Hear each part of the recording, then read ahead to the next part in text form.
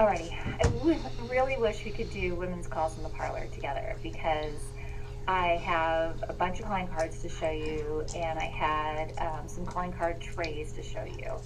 But hopefully you'll come by my office when we're all on campus again and you can see them.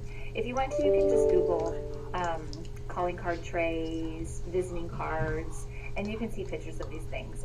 It'll come up like on eBay and like antique websites, you'll see them. So what this was is, think about women's calls in the parlor as kind of like putting the call of domesticity on display. Calling is something that only women did. Men would pay calls on New Year's Day, and men would pay calls when they got married. Otherwise, this was totally women. If you've ever read like Jane Austen, or if you watch the movies, you know this world of calling.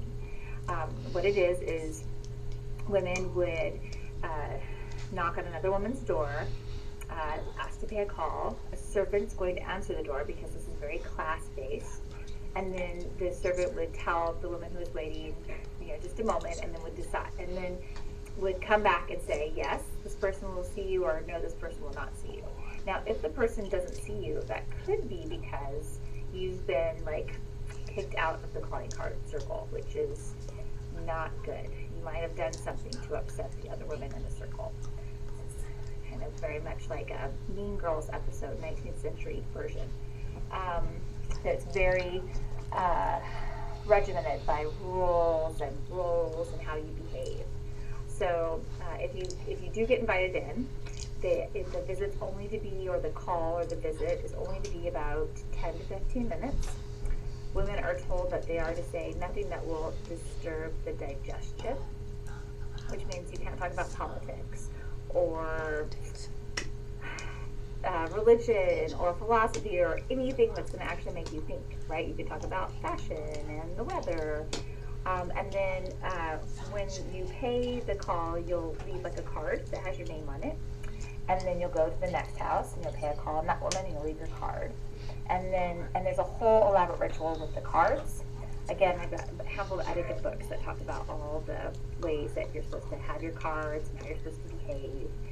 And then the reason for the cards, is it was like a record, so that the woman would know to return that call, to pay it back.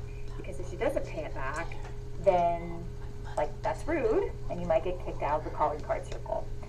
If this sounds confusing, it's kind of supposed to. That's the whole point. It's like regimented, it's full of rules, and women are so busy like making sure they're paying the right call and they did the right thing during the call that they can't actually stop to think about anything else. They also can't breathe because the course is so tight. So it's really women's calls and the parlor that they take place in is just an example of the ways in which women were restricted and regimented.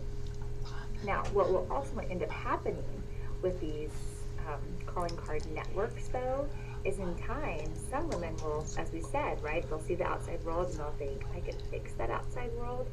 And so sometimes they'll use women from their calling card network to join them.